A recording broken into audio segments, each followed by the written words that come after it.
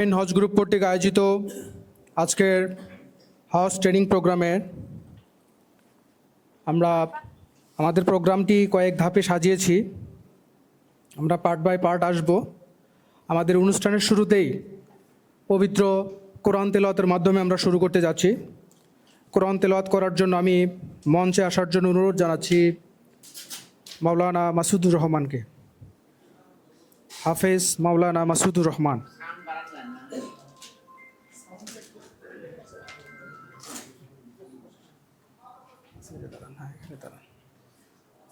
বসেন, সবাই বসেন। আসসালামু আলাইকুম ওয়া রাহমাতুল্লাহি ওয়া বারাকাতুহু। বলেন, আপনি বলেন। আউযু বিল্লাহি মিনাশ শাইতানির রাজীম।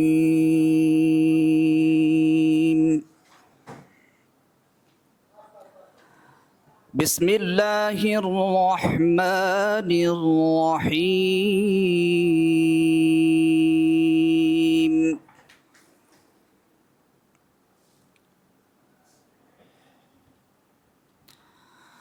إذا جاء نصر الله والفتح ورأيت الناس يدخلون في دين الله أفواجا فسبح بحمد ربك واستغفر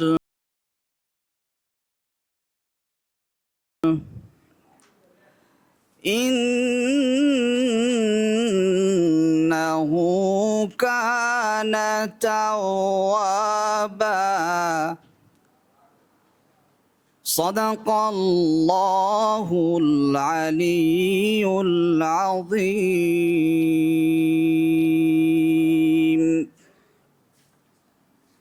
ধন্যবাদ হাফেজ মাওলানা মাসুদুর রহমানকে। এই পর্যায়ে হজ বিষয়ক দুটি ভিডিও প্রেজেন্টেশন আপনাদের সামনে করা হবে, যেটি বাংলাদেশ গভর্নমেন্ট কর্তৃক নির্ধারিত। আমরা সেই ভিডিও দুটি এখন আপনাদেরকে দেখাবো। মনোযোগ দিয়ে দেখবেন।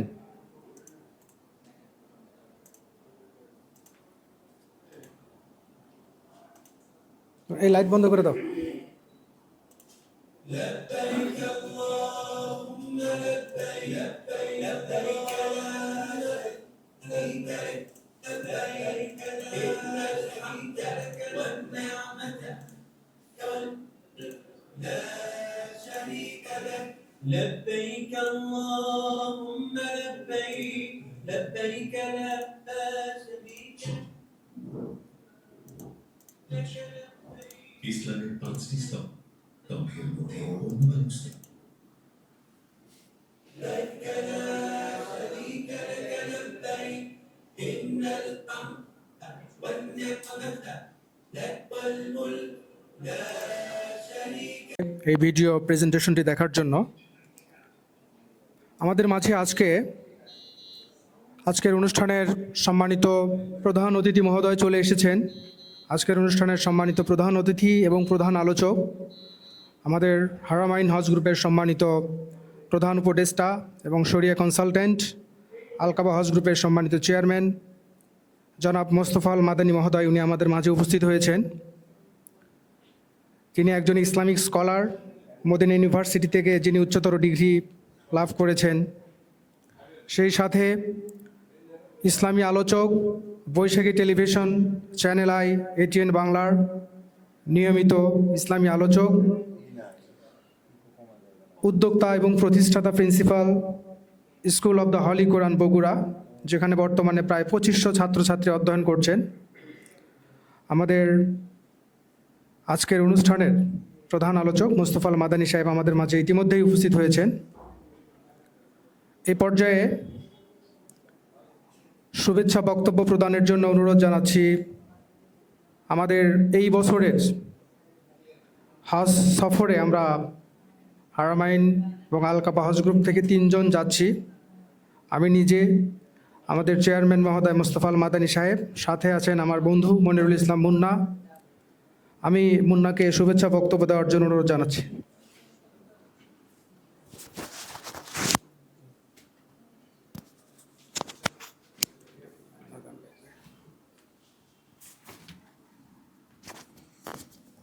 হইতেছে না। হ্যালো হ্যালো, দেখো তো উনি। হ্যালো, বিসমিল্লাহির রহমানির রহিম।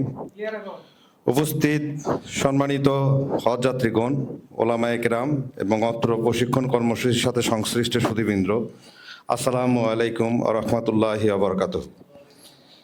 আজকের এই পবিত্র প্রশিক্ষণ কর্মশালায় আপনাদের সবাইকে জানাই আন্তরিক মোবারকবাদ। মহান আল্লাহ তাআলার অশেষ মেহেরবানিতে তিনি আপনাদেরকে তার ঘরের মেহমান হিসেবে কবুল করেছেন।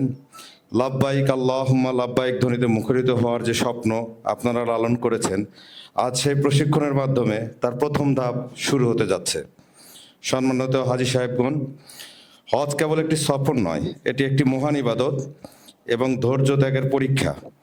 এই সফরটি যেন সহি এবং ত্রুটিমুক্ত হয়, সেই জন্য সঠিক নিয়ম কানুন জানা অত্যন্ত জরুরি। রাসূল সাল্লাল্লাহু আলাইহি সাল্লাম ইরশাদ করেছেন, একটি কবুল হজের বিনিময় জান্নাত ছাড়া আর কিছুই নয়। আর সেই কবুল হজ নসিব হওয়ার পূর্ব শর্ত হলো হজের প্রতিটি আরকান আহকাম সঠিকভাবে পালন করা। আজকের এই প্রশিক্ষণ কর্মসূচির মূল উদ্দেশ্য হলো এহরাম বাঁধা থেকে শুরু করে তোয়াফ, সাই এবং আরাফার ময়দানে প্রতিটি আমল যেন আমরা নির্ভুল এবং সহিভাবে শিখতে পারি এবং সেই অনুযায়ী আমল করতে পারি, তারই উদ্দেশ্যে আজকের এই প্রশিক্ষণ। সৌদি আরবের আবহাওয়া, পরিবেশ এবং বর্তমান নিয়ম নীতি সম্পর্কে আপনারা যেন আগে থেকেই মানসিকভাবে প্রস্তুত থাকতে পারেন, সেই লক্ষ্যে আজকে আপনাদেরকে বিশেষভাবে আমার বন্ধু বিপ্লব হাসান বাজিদ জানাবেন। আজকের অনুষ্ঠানকে মোট 3 ভাগে ভাগ করা হয়েছে। প্রথম অংশে শরিয়ার বাইরের যে বিষয়গুলো রয়েছেন সেই বিষয়গুলো নিয়ে আলোচনা করবেন জনাব বিপ্লব হাসান বাজিদ, যিনি এই প্রতিষ্ঠানের একজন এমডি এবং বাংলাদেশ হজ মিশনে দীর্ঘদিনে চাকরি করেছেন এবং দীর্ঘ হজ এবং ওমরা পালন করার তার বিশেষ অভিজ্ঞতা রয়েছে। এছাড়া দ্বিতীয় ভাগে আলোচনা করবেন জনাব মোস্তফা আল মাদানী, যিনি মদিনা বিশ্ববিদ্যালয়ে হয়তো লেখাপড়া করেছেন। তিনি এই প্রতিষ্ঠানের একজন উপদেষ্টা, শরিয়া কনসালটেন্ট এবং দি হোলি আল কাবা হজ গ্রুপের সম্মানিত চেয়ারম্যান।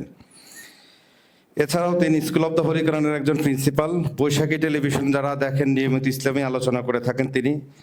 এছাড়া তার দীর্ঘদিনের অভিজ্ঞতা আলোকে হজ এবং উমরা পালনের অভিজ্ঞতা রয়েছে। এছাড়া তিনি সরকারিভাবেও অনেক গাইড হিসাবে কাজ করেছেন মক্কা এবং মদিনা এবং বাংলাদেশের পার্ট হয়ে। এবং এই তৃতীয় ভাগে এই প্রশিক্ষণের যে পার্টটি থাকবে সেটা হচ্ছে প্রশ্ন উত্তর পর্ব এবং প্র্যাকটিক্যাল বিষয়গুলোকে শেখানো এবং আপনাদের কাছ থেকে জেনে নেওয়া, বুঝে আপনারাও তাদের কাছে যে কোনো প্রশ্ন থাকলে জিজ্ঞেস করে নেবেন। প্রশিক্ষকগণ যে দিক নির্দেশনাগুলো প্রদান করবেন তা অত্যন্ত মনোযোগ দিয়ে শুনবেন এবং প্রয়োজনীয় বিষয়গুলো নোট করে রাখবেন। মনে রাখবেন, সঠিক জ্ঞানই আপনার এই দীর্ঘ সফরকে সহজ এবং আনন্দময় করে তুলবে। পরিশেষে মহান আল্লাহর দরবারে দোয়া করি তিনি যেন আপনাদের এই প্রশিক্ষণকে সহজ করে দেন, আপনাদের হজের সকল প্রস্তুতি সম্পন্ন করেন এবং আপনাদেরকে সুস্থতার সাথে হজ করার তৌফিক দান করেন। পরিশেষে একটি কথা বলে আমি শেষ করতে চাই, যেটি একেবারেই ছোট কথা। সেটা হচ্ছে যে আপনারা যারা পূর্বে হজে গিয়েছিলেন বা ওমরা করেছেন তারা হয়তো সবচেয়ে ভালো বুঝতে পারবেন যে আমার মনে হয় এটা বিপ্লব এটা মানে প্রবলেম হচ্ছে। আমি একটু কথা শোনা যাচ্ছে তো? আচ্ছা, একটা বিষয় আমি ক্লিয়ার করতে চাই, যারা পূর্বে হজ এবং ওমরা পালন করেছেন তারা এইবার গেলে আসলে পার্থক্যটা বুঝতে পারবেন আমাদের সাথে এবং পূর্বে যে জায়গায় হজ এবং ওমরা করেছেন তাদের সাথে। আর যারা প্রথমবার যাচ্ছেন তারা আসলে খুব একটা বুঝতে পারবেন না, কারণ কম্পেয়ার করার মতো অভিজ্ঞতা তো তাদের নেই, এবারই প্রথম। আর যারা পূর্বের অভিজ্ঞতা আছে তারা অনেক পার্থক্যটাই বুঝতে পারবেন যে আগে কি শিখেছেন এখন কি শিখছেন। তার প্রধান কারণ হলো দীর্ঘ অভিজ্ঞতা এবং সহি জ্ঞান থাকা। কারণ মোস্তফা আল মাদানী সাহেব তিনি জানেন যে মদিনা বিশ্ববিদ্যালয়ে লেখাপড়ার কারণে তিনি ওখানকার পরিবেশ, ভাষা এবং আমাদের শরিয়া ভিত্তিক যে ফতুয়া যে বিষয়গুলো জানা দরকার, মাসলা মাসাইল যে বিষয়গুলো, সেগুলো আপনারা কিন্তু সরাসরি তার কাছ থেকে জানতে পারবেন এবং শিখে নিতে পারবেন। এছাড়া বিপ্লব হাসান বাজিদ তার দীর্ঘদিনের একটা অভিজ্ঞতা রয়েছে। 2010 সাল থেকে এখন পর্যন্ত প্রায় 16 বছর যাবৎ তিনি এই প্রফেশনালের সাথেই জড়িত, যে কারণে তারও একটা ভালো প্র্যাকটিক্যাল অভিজ্ঞতা রয়েছে। আর এইবার হজে ইনশাল্লাহ আমি মোহাম্মদ মনিরুল ইসলাম মুন্না, বিপ্লব হাসান বাজিদ এবং মোস্তফা আল মাদানী এই 3 জন আপনাদের সেবার জন্য থাকব। তো আজকে এই জায়গাটাতে সবচেয়ে ভালো হচ্ছে 3 জনকে একসাথে দেখতে পাচ্ছেন। আমরাই আপনাদের খেদমতে থাকবো একদম এখান থেকে যেদিন যাব এবং আসা পর্যন্ত। আল্লাহ যেন আপনাদেরকে খেদমত করার তৌফিক দান করে। আমি আপনাদের কাছে আল্লাহর ঘরের মেহমান হিসাবে আপনাদের খেদমত করার জন্য আপনাদের কাছে দোয়া চাচ্ছি। আল্লাহ যেন আমাকে সুস্থ রাখেন এবং আপনাদের খেদমত করার তৌফিক দান করেন। আমি এই বলে আমার সংক্ষিপ্ত বক্তব্য এবং শুভেচ্ছা বক্তব্য শেষ করছি। আসসালামু আলাইকুম ওয়া রাহমাতুল্লাহি ওয়া বারাকাতুহু।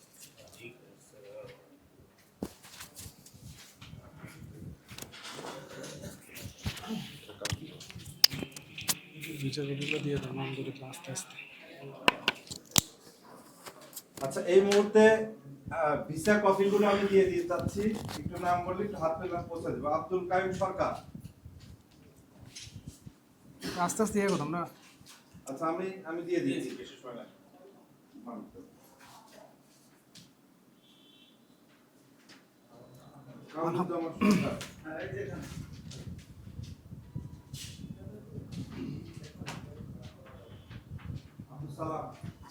আলহামদুলিল্লাহ আমরা এই বছর হজে যাওয়ার 40 দিন আগে ভিসা কপি হাতে পেয়েছি, যেটা বিগত বছরগুলোতে অনেক ঝামেলা হয়ে যেত। যাওয়ার আগের দিনও ভিসা পাওয়া যেত না, অনেক জটিলতা ছিল।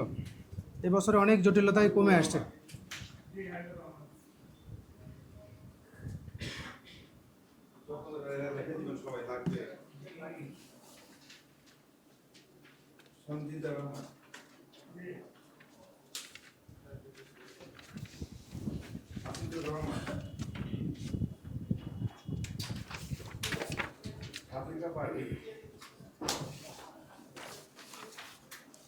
আখতার হোসেন তালুকদার, গোলাম মুস্তফা,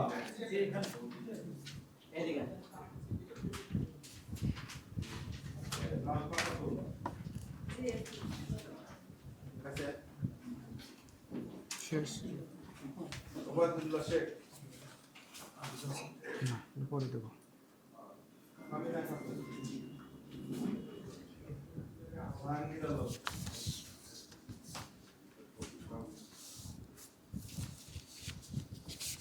মনিরা পারভীন। হাতে গোল আসাদ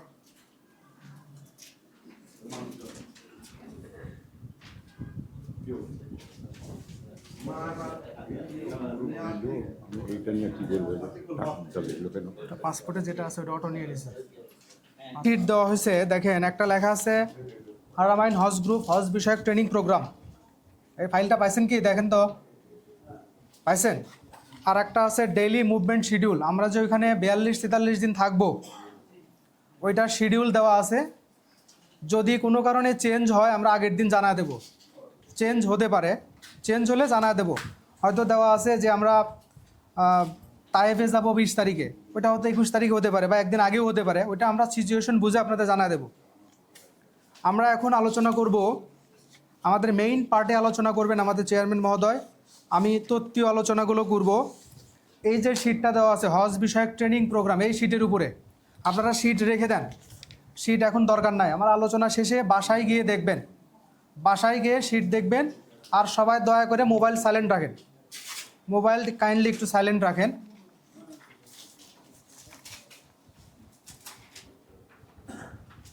আমাদের দুইটা পার্ট, একটা Bangladesh part, Saudi part. Bangladesh পার্টে আমরা দেখেন, বাংলাদেশ পার্টে অলরেডি আমরা যে জিনিসগুলো কমপ্লিট করেছি, একটু সবাই মনোযোগী হন, সবাই একটু প্রেজেন্টেশনের দিকে তাকান। মোবাইল সাইলেন্ট করে রাখি, ফাইল বন্ধ করে রাখেন। আমরা ইতিমধ্যে বাংলাদেশ পর্বে বেশ কিছু কাজ সম্পন্ন করে ফেলেছি। আমি একটু ধারাবাহিকভাবে দেখানোর চেষ্টা করছি। প্রি রেজিস্ট্রেশন যেটা ইতিমধ্যে হয়ে গেছে, পাসপোর্ট করা হয়ে গেছে, রেজিস্ট্রেশন হয়ে গেছে, সৌদি মরলেম নির্ধারণ আমাদের হয়ে গেছে, হোটেল ভাড়া হয়ে গেছে, খাবার ব্যবস্থা হয়ে গেছে, বিমান টিকিট বুকিং এটাও কমপ্লিট, স্বাস্থ্য পরীক্ষা ভ্যাকসিন হয়ে গেছে, ভিসা সম্পন্ন হয়ে গেছে। ভিসা আপনারা অলরেডি পেয়ে গেছেন। এই যে 9 নাম্বার যে ভিসা সম্পন্নকরণ, এই 9 নাম্বার ধাপ সম্পন্ন হতে আগের 8টা ধাপ শেষ করতে হয়, তারপরে ভিসা হয়। আলহামদুলিল্লাহ আমরা এই বছরে 40 দিন আগে ভিসা হাতে পেয়ে গেছি। এরপরের ধাপ হজ ট্রেনিং প্রোগ্রাম, যেটা আজকে হচ্ছে। হজ যাত্রার আগে করণীয়, ঢাকা হজ ক্যাম্পে করণীয়, ঢাকা এয়ারপোর্টে কী কী করণীয়, এই সংক্রান্ত আলোচনা এখন করব, খুব সংক্ষেপে করব। যেহেতু সিটে আপনাদের দেওয়াই আছে, হজের উদ্দেশ্যে রওনার আগে আপনারা কি করবেন? নির্দিষ্ট তারিখের মধ্যে সকল পাওনাদি পরিশোধ করবেন। যাদের এখনও বকেয়া আছে 2-1-এর মধ্যে ইনশাল্লাহ দয়া করে দিয়ে দিবেন, আর সময় বাড়াবেন না। এজেন্সির সঙ্গে যে সকল চুক্তি আছে এগুলো সম্পাদন করে নেবেন। ফ্লাইটের অন্তত 7 দিন আগে আপনারা লাগেজ গুছিয়ে নেবেন। 7 দিন বলতে আমাদের 19 তারিখে ফ্লাইট, 18 তারিখে আমরা ইনশাল্লাহ রওনা দেব। আপনারা 10-12 তারিখের ভিতরে সব মাল সামানা লাগেজ গুছায় রাখবেন। আপনার প্রয়োজনীয় ওষুধপত্র 50 দিনের ওষুধ সঙ্গে নেবেন, 50 দিনের প্রেসক্রিপশন সহ। ফ্লাইট চূড়ান্ত হওয়ার পর স্বজনদের সাথে বিদায় নেবেন। ইনশাল্লাহ আপনারা যারা অনেকে প্রোগ্রাম করেন বিদায় নেওয়ার জন্য, প্রোগ্রাম ইনশাল্লাহ করে ফেলবেন। 15 তারিখের আগে সব প্রোগ্রাম শেষ করে ফেলবেন। এটা হলো হজের রওনার আগে করণীয়, এই কাজগুলো আপনারা করে নেবেন। এরপরে হজের উদ্দেশ্যে রওনা দিন, যেদিন আমরা রওনা হব সেদিন কি করব? সেদিন আমরা নির্দিষ্ট তারিখে, আমাদের নির্দিষ্ট সময় দেওয়া থাকবে, বাস স্ট্যান্ডে আপনারা আসবেন, এজেন্সির সাথে যোগাযোগ করে। আমাদের বাস থাকবে, আমাদের বাসে আমরা নিয়ে যাব, নিয়ে আসবো। এই যে এরকম বাস থাকবে, যেমন এখানকার যারা আছেন ধানগড়া থেকে উঠবেন, যারা শেরপুর থেকে উঠবেন, যারা সিরাজগঞ্জ থেকে উঠবেন। এরপরে ঢাকা হজ ক্যাম্প, এটা হচ্ছে ঢাকা হজ ক্যাম্প, যেখানে আমাদের ফ্লাইটের 24 ঘন্টা আগে পৌঁছতে হবে। ফ্লাইটের 24 ঘন্টা আগে যেতে হবে। হজ ক্যাম্পে অনেক কাজ থাকে, সেই কাজগুলো সম্পন্ন করার জন্য আমরা 24 ঘন্টা আগে যাব। আর যারা ঢাকার ভিতরে আছেন তারা 12 ঘন্টা আগে হজ ক্যাম্পে আসবেন। ঢাকা হজ ক্যাম্পে পৌঁছার পরে আপনাদের যে লাগেজগুলো বাসে উঠানো হবে, লাগেজগুলো নিজ দায়িত্বে রাখবেন, নিজ দায়িত্বে। কারণ গাইডের কাছে দেবেন না, কারণ একটা গাইডের 2টা হাত। আপনার 10 জন যদি 10টা লাগেজ দেন, গাইড নিতে পারবে না। সুতরাং যার যার লাগেজ তার কাছে রাখার চেষ্টা করবেন। এবং ঢাকা হজ ক্যাম্পে আমরা আপনাদেরকে আইডি কার্ড দেবো, যে আইডি কার্ড ছাড়া হজ ক্যাম্পে ঢুকতে পারবেন না। হাজি ব্যতীত কেউ ঢুকতে পারবেন না। আপনাদের যারা আত্মীয় স্বজন, ভাই, ছেলে মেয়ে যেতে চায়, এখান থেকেই বিদায় দেবেন, কারণ ওখানে ঢুকতে দেবে না। এয়ারপোর্টে না, হজ ক্যাম্পে ঢুকতে দেবে না, এখান থেকেই বিদায় দেবেন। গাইডের সঙ্গে আমাদের সাথে ডরমিটরিতে যাবেন এবং আপনাদের থাকার যে সিট আমাদের থেকে বুঝে নেবেন। হজ ক্যাম্পে প্রয়োজনীয় রিয়াল এন্ডোর্স করে নেবেন। আছে প্রয়োজনীয় রিয়াল, যাদের রিয়াল এন্ডোর্স করা দরকার হজ ক্যাম্প থেকে করতে পারেন। ওখানে অনেক ব্যাংক আছে, সবচেয়ে কম রেটে পাবেন ঢাকা হজ ক্যাম্পে।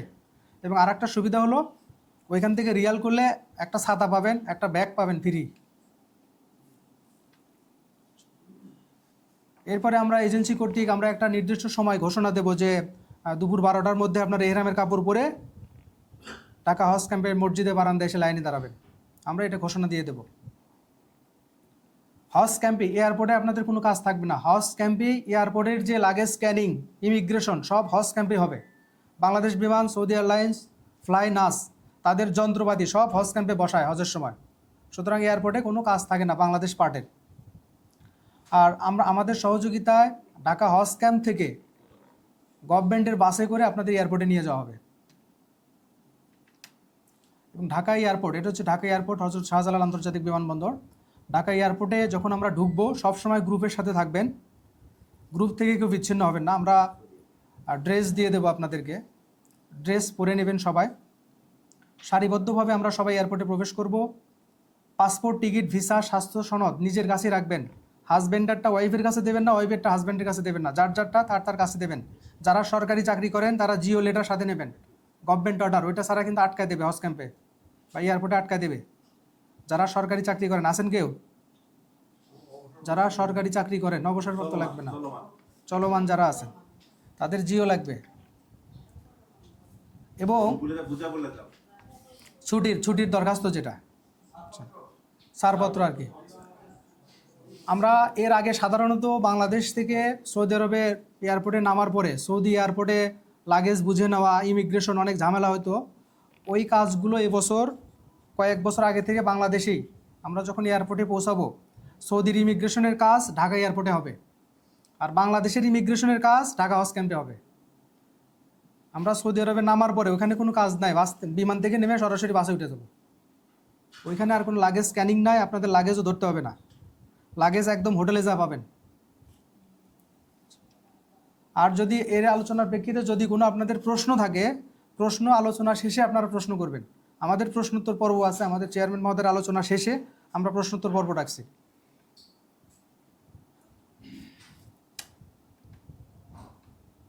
এরপরে ঢাকা এয়ারপোর্টে দেখেন বিমানের সিটগুলো খুব চাপাচাপি, বাসের চেয়েও চাপাচাপি। বিমানে ওঠার পর আপনার সিটে বসে বিমানবালার নির্দেশনা শুনবেন। বিমান ছাড়ার পর সৌদি আরবের জেদ্দা যেতে আমাদের 6 থেকে 6.5 ঘন্টা সময় লাগবে। এবং আমাদের ফ্লাইট, হজের ফ্লাইট সাধারণত ডাইরেক্ট ফ্লাইট হয়। এবং বিমানবালা যখন মাইকে ঘোষণা দেবে তখন হজের নিয়ত করবেন।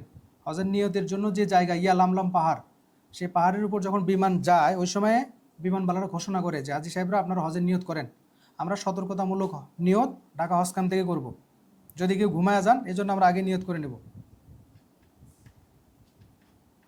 এরপরে বাংলাদেশ পর্ব শেষ। কিন্তু বাংলাদেশ পর্বে তাহলে 3টা বিষয় গেল। একটা হচ্ছে যাওয়ার আগে করণীয় কি, ঢাকা হজ ক্যাম্পে করণীয় কি, এয়ারপোর্টে করণীয় কি। যে পর্যন্ত আলোচনা হলো আপনাদেরকে বুঝতে কোনো সমস্যা হয়েছে? আচ্ছা, কিছু প্রশ্ন থাকলে পরে করবেন। এবার সৌদি আরব পর্বে।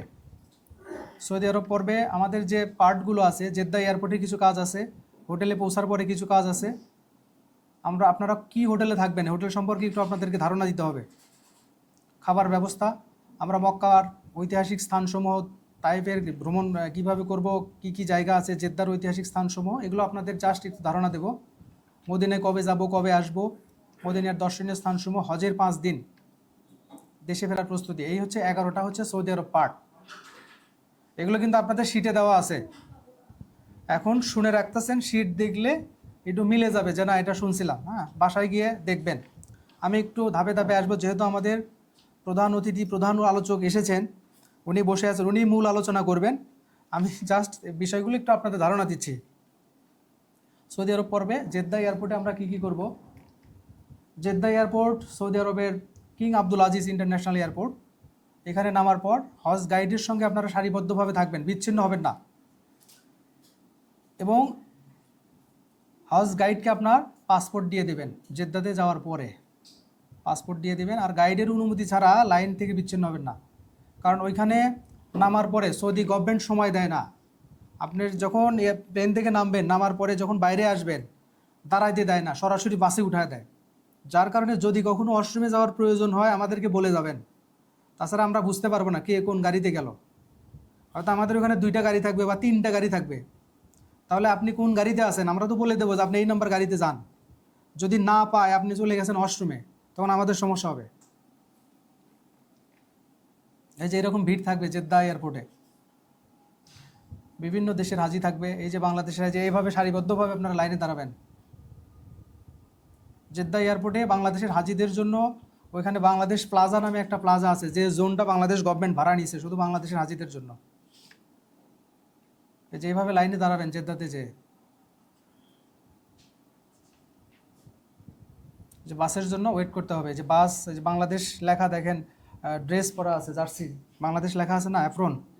এরা হচ্ছে বাংলাদেশের হজ করবে, এরা সহযোগিতা করবে বাংলাদেশের হাজিদেরকে, এরা সহযোগিতা করে বাসে ওঠানোর জন্য। এরাই বলে দেবে যে এই বাসে ওঠেন, এই বাসে ওঠেন।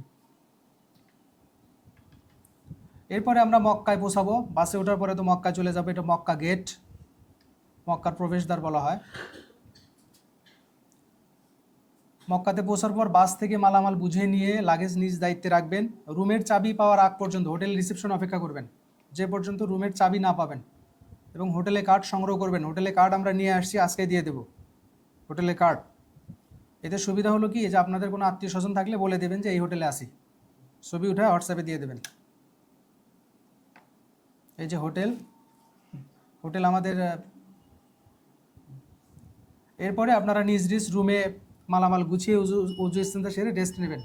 আমরা একটা টাইম দিয়ে দেবো যে আমরা 3 ঘন্টা বা 4 ঘন্টা পরে উমরা করতে যাব, এতক্ষণ আপনারা রেস্ট নেন, রুমে রেস্ট নেন। আপনাদের রুমগুলো হবে 4 বেডের, 5 বেডের, 6 বেডের। এক এক রুম এক এক রকম, এক একজনের জন্য এক একটা করে বেড বরাদ্দ।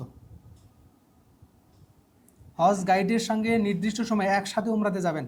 যারা আগে উমরা করছেন বা হজ করছেন একা একা যাওয়ার চেষ্টা করবেন না, প্রথম দিন গ্রুপের সাথে যাবেন।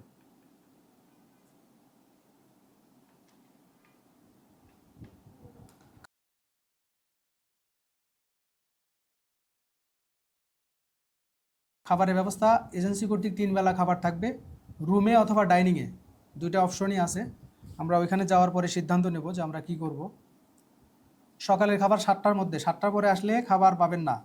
দুপুরের খাবার 2টার মধ্যে, রাতের খাবার 9টার মধ্যে। এটা যদি ডাইনিংয়ে হয়, আর যদি রুমে হয় তাহলে আপনার দরজার সামনে খাবার রাখা থাকবে। আপনাদের রুমে যদি 5 জন থাকেন 5টা খাবার রাখা থাকবে। আর যদি ডাইনিংয়ে হয় তাহলে এই টাইমের ভিতরে ডাইনিংয়ে এসে খাবার খেয়ে যেতে হবে। হ্যাঁ,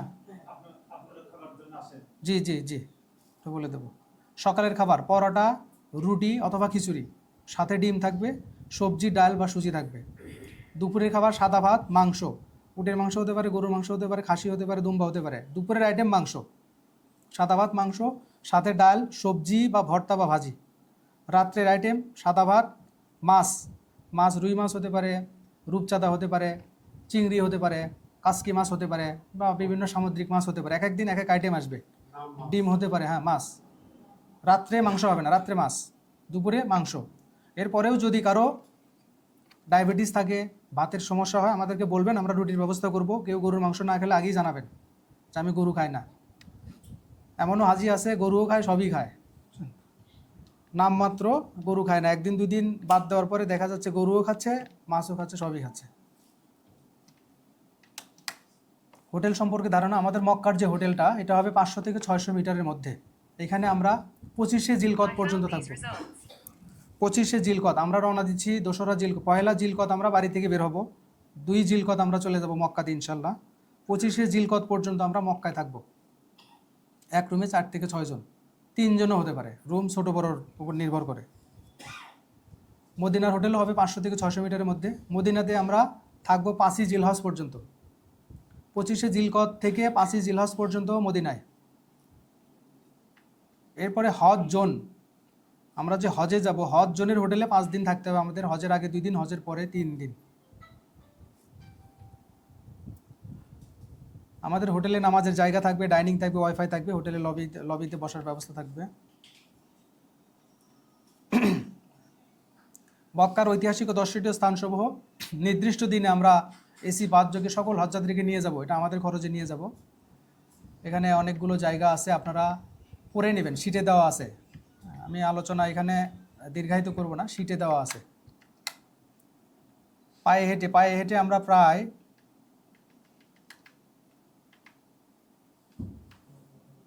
20টি স্পটে নিয়ে যাব আপনাদের পায়ে হেঁটে। ওইখানে দেখবেন যে ডেইলি শিডিউল যেটা দেওয়া আছে ওখানে দেওয়া আছে, এগুলো দেওয়া আছে, সব দেওয়া আছে। এগুলো পায়ে হেঁটে নিয়ে যাব মক্কাতে।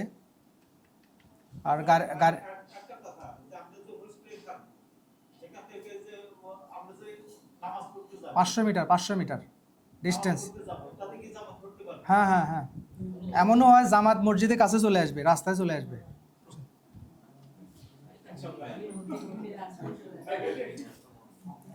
আমরা এজেন্সির গাড়িতে করে, মক্কাতে এজেন্সির গাড়িতে করে যে সমস্ত জায়গায় যাব, এই জায়গাগুলোতে যাব, সিটে দেওয়া আছে, এজন্য আলোচনা করলাম না। 15টা স্পটে আমরা যাব গাড়িতে করে, এটা এজেন্সির খরচে আমরাই নিয়ে যাব। এরপরে তায়েফে যাব আমরা। তায়েফে যদি সৌদি সরকারের নিষেধাজ্ঞা না থাকে, আমরা তায়েফে নিয়ে যাব আপনাদেরকে। এক্ষেত্রে হাজিদেরকে খরচ বহন করতে হবে। তায়েফের কিছু ঐতিহাসিক স্থান। এরপরে জেদ্দাতেও হাজিদের খরচ বহন করতে হবে। জেদ্দাতে যাওয়ার সময় যে খরচ আসবে হাজিরা দেবে। এগুলো সিটে দেওয়া আছে। আলোচনার দরকার আছে না, সিটে পড়ে নেবেন? আচ্ছা। এরপরে আমরা মদিনায় যাব নির্দিষ্ট দিনে। আপনাদেরকে তারিখ দেওয়া থাকবে যে আমরা অমুক দিন মদিনাতে যাব। সেই তারিখে আপনারা রেডি থাকবেন। তাহলে আমরা হজের আগে মদিনায় যাব। হ্যাঁ, হজের আগে যাব ইনশাল্লাহ। ও তাহলে মদিনা শেষ করে এসে হজ করব। জি জি। অনেকে বলে যে না, হজ করে মদিনায় গেলে পরে একটু ভালো। মদিনার পায়ে হেঁটে আমরা মসজিদ নববী, রাসূলের কবর, আবু বকর রাদিয়াল্লাহু আনহুর কবর সহ আরও যে ঐতিহাসিক দর্শনীয় যে ইসলামিক হিস্টোরিক্যাল প্লেস আমরা দেখব। আর গাড়িতে করে দেখব এজেন্সির খরচ, এটা আমরাই নিয়ে যাব। আমরা মসজিদে কোবা, মসজিদে কেবলাতাইন, মসজিদে জুমা, উহুদের ময়দান, খেজুরের বাগান, খন্দক যুদ্ধের স্থান, এগুলো আমরা নিয়ে যাব গাড়িতে করে আমাদের খরচে। এবং বদরে যদি কেউ যেতে চান, বদর প্রায় 150 কিলোমিটার দূরে মদিনা থেকে, এখানে নিজ খরচে যেতে হবে। ইসলামের প্রথম যুদ্ধ সংগঠিত হয়েছিল যেখানে। আপনারা তো সাথে নিয়ে যাবেন। হ্যাঁ, আমরা তো সাথে নিয়ে যাবো অবশ্যই। এরপরে হজের যে 5 দিন আছেন, আমাদের চেয়ারম্যান মহোদয় উনি মূল আলোচনা করবেন হজের দিনগুলি।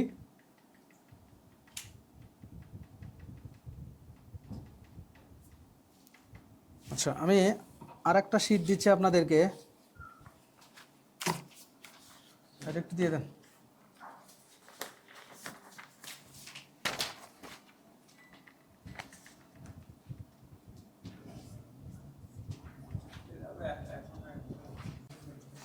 এখানে যে শীটটা দেওয়া হবে, আমার আলোচনা কিন্তু শেষ, মোটামুটি এই প্রেজেন্টেশন এটা শেষ। হ্যাঁ আচ্ছা, পড়তেছি। এখন আপনাদেরকে যে প্রেসক্রিপশন দেওয়া হচ্ছে, এখানে সব প্রবলেমগুলো আছে। এতক্ষণ তো আলোচনা শুনলেন যে কি কি করবেন, কি কি সুবিধা পাচ্ছেন, আর সৌদিতে যাওয়ার পরে যে প্রবলেমগুলো হয়, প্রবলেমের লিস্ট এখানে দেওয়া আছে। এটা আপনাদেরকে এখন অবগত করব, যাতে আপনি আগে থেকেই মানসিকভাবে প্রিপারেশন নেন যে প্রবলেমগুলো হতে পারে। এই শীটটা কাছে রাখেন, হাতে রাখেন, এটা হাতে রাখেন, যেটা সর্বশেষ দেওয়া হলো এটা হাতে রাখেন।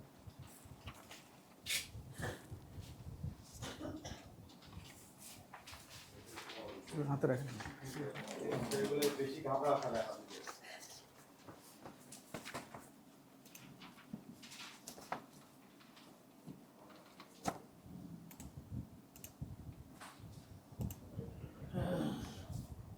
দেখেন, আমি একটু শুরু করলাম। হ্যাঁ, পাইছেন সবাই?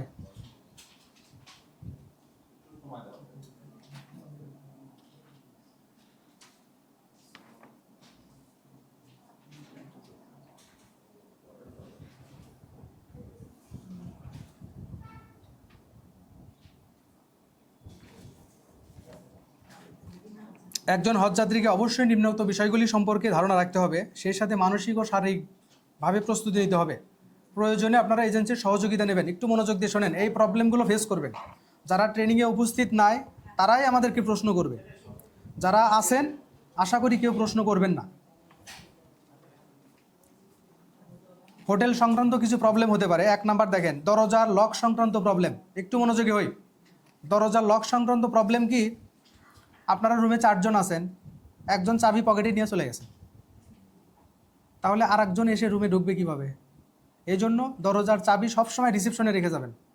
যে শেষে আসবেন রিসেপশনে রেখে যাবেন, যে আগে আসবেন চাবি রিসেপশন থেকে নিয়ে রুমে যাবেন। কেউ চাবি মনের ভুলেও পকেটে রাখবেন না, রিসেপশনে রেখে যাবেন। ওখানে কেউ চুরি করবে না, আপনার মালামাল কেউ চুরি করবে না। লিফটের সমস্যা হতে পারে। আমরা যে হোটেলে আছি 4টা লিফট নষ্ট হতে পারে। ওই জন্য এজেন্সি এখানে দায়ী না, কারণ এগুলো আমাদের হাত নাই, আমাদের নিয়ন্ত্রণের বাইরে। এগুলো আমরা 11 তলায় থাকবো। লিফটে সমস্যা হতে পারে, এটা মেনে নেবেন। লিফটে সমস্যা হলে ইঞ্জিনিয়ার আসবে, ঠিক করে দেবে, তারপরে চলবেন। তো আশা করা যায় আমাদের 5টা লিফট আছে, সমস্যা হবে না।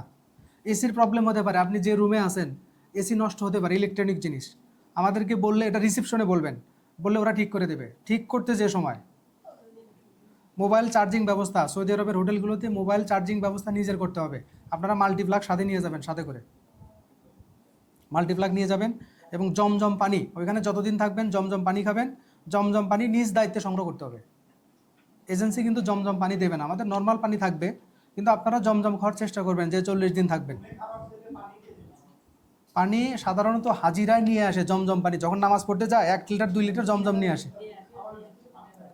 খাবারের সাথে পানি নাই, ওখানে শুধু জমজম পানি হাজিরা খায়। আমরা নর্মাল পানির ব্যবস্থা থাকে, কিন্তু নর্মাল পানি হাজিরা খায় না, সাধারণত জমজম এনেই খায়।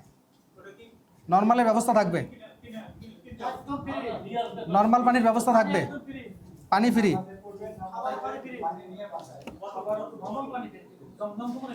আচ্ছা,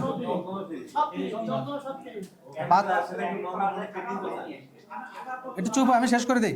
বাথরুমে পানি না থাকলে রিসেপশনে জানাবেন, বালতি ছাড়া। ওখানে প্রথম দিন ঢুকে দেখবেন বালতি নাই, ঘাবড়ানোর কিছু নেই, আমাদেরকে বলবেন, আমরা বালতির ব্যবস্থা করে দেবো। ওই দেশে অনেকে বিদেশি হাজিরা থাকে তো হোটেলে, ওরা বালতি ছাড়াই মানে অভ্যস্ত আর কি। কমোড ব্যবহারে সতর্ক থাকবেন, হয়তো আপনি ব্যবহার করে আসছেন, আর একজনের উপযোগী করে আসবেন। সর্বদা বাথরুম পরিষ্কার রাখবেন। কাপড় শুকানোর ব্যবস্থা নিজ ব্যবস্থাপনায়, দড়ি নিয়ে যাবেন, রুমের ভিতরেই শুকাইতে হবে। ওইখানে কোনো ব্যালকনি নাই শুকানোর জন্য, রুমে শুকাইতে হবে অথবা বাথরুমের মধ্যে শুকাইতে হবে। না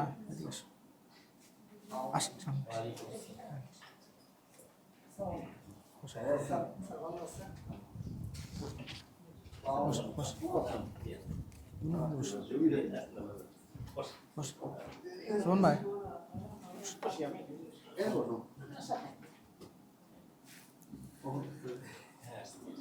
আমাদের বিমান সংক্রান্ত কিছু সমস্যা হতে পারে। নির্দিষ্ট সময়ের মধ্যে আপনাদেরকে এয়ারপোর্টে পৌঁছাতে হবে, যার কারণে যার কারণে আমরা আপনাদেরকে 24 ঘন্টা আগে ঢাকা হজ ক্যাম্পে নিয়ে যাচ্ছি, যেন এটা আমাদের মিস না হয়। ফ্লাইট ছাড়তে বিলম্ব বা ক্যান্সেল হতে পারে, এটা আমরা জানাই দেবো। যদি বিলম্ব হয় সবার হবে, আপনার একার হবে না, সবার জন্যই। পাসপোর্ট, ভিসা, টিকিট নিজের কাছে রাখবেন।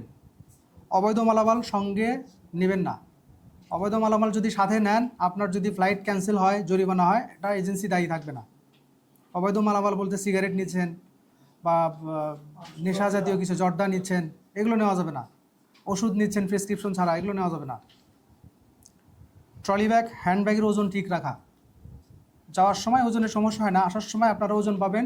হাত ব্যাগে 7 কেজি আর ট্রলি ব্যাগে পাবেন 23 কেজি করে, 2টা লাগেজ পাবেন, 23, 23, 46 কেজি।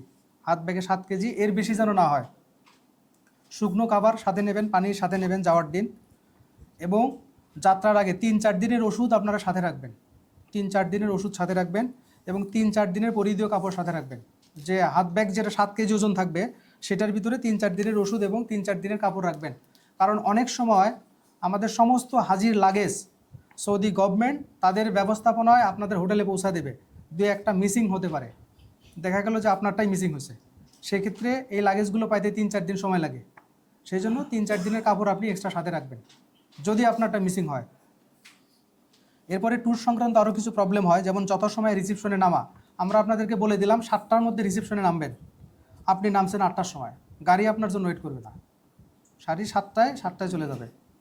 হোটেলের ভিজিটিং কার্ড, সবসময় হোটেলের ভিজিটিং কার্ড সঙ্গে রাখবেন। এজেন্সির নির্ধারিত পোশাক, আমরা যখন ট্যুরে বের হব আমাদের নির্ধারিত পোশাক পরেই আপনারা বের হবেন।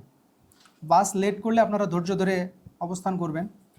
দলবদ্ধভাবে গাড়িতে উঠবেন, গাড়ির সিট কেউ আটকা রাখবেন না। যে আপনি হয়তো এক রুমে 4 জন আছেন, একজন গিয়ে বসছেন আর বলতেছেন যে আমার আরও 3 জন আসবে, সিট আটকা রাখলাম, কেউ এই কাজ করবেন না। গাইডগণ এক এক সময় এক এক গাড়িতে উঠতে পারে, এটা মেনে নেবেন। আমি এক গাড়িতে উঠতে পারি, আমাদের চেয়ারম্যান সাহেব এক গাড়িতে উঠতে পারে, এটা মেনে নেবেন। যে যে গাড়িতে ওঠে সেই গাড়িতে উঠে পড়বেন। ট্যুরের সময় যে রাস্তাতে যে বিরতিগুলো হবে, সেই বিরতিগুলোতে খাবার আপনারা নিজ দায়িত্বে অ্যারেঞ্জ করে নেবেন, পানি নাস্তা সঙ্গে নেবেন ট্যুরের সময়। অন্যান্য বিষয়, সকল প্রকার হজ সামগ্রী রেডি করে নেবেন। আপনাদেরকে হজ সফরের সামগ্রীর একটা লিস্ট দেওয়া হয়েছে, পুরুষদের এবং মহিলাদের।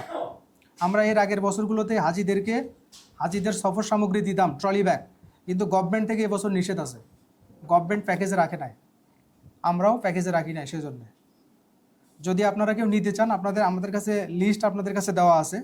লিস্ট থেকে যদি কেউ নিতে চান, আমাদের কাছে অর্ডার করলে আপনার বাসায় পৌঁছে যাবে, ওখানে দাম সহ দেওয়া আছে। পাইছেন? সবাই পাইছেন তো? লিস্ট পাইছেন? আচ্ছা। রিয়াল ইনডোর্স, যেটা বললাম ঢাকা হজ ক্যাম্প থেকে করে নেবেন। রিয়াল ইনডোর্স সবচেয়ে সুবিধা, কম রেট পাবেন, সবচেয়ে কম রেট ঢাকা হজ ক্যাম্পে। ওইখানে 8-10টা ব্যাংক আছে, যাচাই করে নেবেন। আপনি ওটা 10 লাখ পর্যন্ত করতে পারেন, এর বেশি করতে চাইলে আমাদের সহযোগিতা নেবেন। তায়েব জেদ্দা বদর ট্যুরের টাকা যাওয়ার আগেই জমা দিয়ে যাবেন বাংলাদেশে। সৌদিতে পৌঁছার আগেই তায়েব জেদ্দা বদরের টাকা আপনারা জমা দেবেন যারা যেতে চান। তায়েব জেদ্দা বদর। সৌদি সিম ক্রয়, ওখানে যাওয়ার পরে অবশ্যই সিম কেনার মেন্টালিটি নিয়ে যাবেন। ওখানে যাওয়ার পর দেখেন অনেক হাজি সাহেব সিম কেনে না, 30 রিয়াল 40 রিয়াল লাগবে, এই ভয়ে সিম কেনে না, এত টাকা। হ্যাঁ, সিম আপনারা অবশ্যই কিনবেন সৌদিতে যাওয়ার পরে। অ্যান্ড্রয়েড ফোন সাথে নেবেন। অ্যান্ড্রয়েড ফোন না নিলে ওখানে গিয়ে মনে হবে কিসের জন্য অ্যান্ড্রয়েড ফোন নিয়ে আসলাম না, বাড়িতে কথা বলতে পারবেন না। আর অ্যান্ড্রয়েড ফোন থাকলে হোটেলের রিসিপশনে আপনারা ওয়াইফাই ফ্রি পাবেন, ফ্রি বাংলাদেশে কথা বলতে পারবেন যদি অ্যান্ড্রয়েড ফোন থাকে আপনার। যদি কেউ হুইল চেয়ার ব্যবহার করেন, নিজ দায়িত্বে ব্যবহার করতে হবে। আমরা হুইল চেয়ার অ্যারেঞ্জ করে দিতে পারবো যদি কেউ অসুস্থ হন। আর আমাদের প্যাকেজ রেটে ভিন্নতা থাকতে পারে। আমাদের 8 লাখ টাকার প্যাকেজ আছে, 6 লাখ টাকার, 6,10,000 প্যাকেজ আছে, 5.5 লাখ টাকার প্যাকেজ আছে, বুঝতে পারছেন? এক একটা 12 লাখ টাকার প্যাকেজ আছে। প্যাকেজ রেটের আমাদের ভিন্নতা আছে, সুযোগ সুবিধারও সেরকম ভিন্নতা আছে। আর আপনাদের যে আমরা ঢাকা হজ ক্যাম্পে নিয়ে যাব, আমাদের খাবারগুলো শুরু হবে সৌদি আরবে পৌঁছার পর থেকে।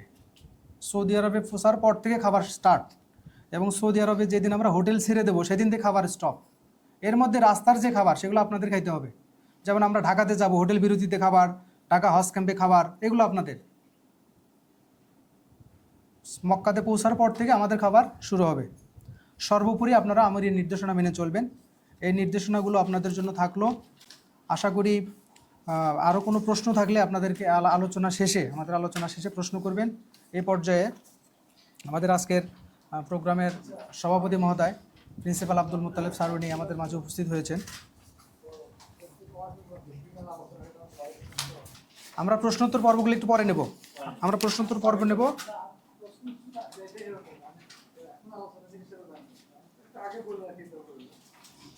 আমি তো চট্টগ্রাম অবস্থান করি, আমার ওখানে এক ভাইয়ের কাছে আমি গাইডটা নিছি, এখান থেকে কাবেলার মানে দিছে সেটা দেখা আছে আজিজের জন্য কি কি তার সুযোগ সুবিধা এটা কবে হবে, কারণ যাওয়ার সময় পুরুষদের trolley bag, pen, passport bag, মিনা ব্যাগ, জুতা ব্যাগ, পাথর ব্যাগ, হাউস ব্যাগ, স্বর্ণের ছাতা। মহিলাদের ট্রলি ব্যাগ, জুতা, পাসপোর্ট ব্যাগ, মিনা ব্যাগ, জুতা ব্যাগ, পাথর ব্যাগ, হাউস ব্যাগ, স্বর্ণের ছাতা। এখান থেকে এরকম যাওয়ার কোনো মানে না, আমরা আগে দিতাম, এখন আমরা দিচ্ছি না, কারণ গভর্নমেন্ট থেকে নিষেধ। গভর্নমেন্ট বন্ধ করে দিচ্ছে, গভর্নমেন্ট প্যাকেজের ভিতর ধরে দেয় নাই। আর যারা দিচ্ছে ওরা প্যাকেজের ভিতর টাকা ধরে নিয়ে দিচ্ছে। আলোচনার জন্য মঞ্চে আসার জন্য অনুরোধ জানাচ্ছি।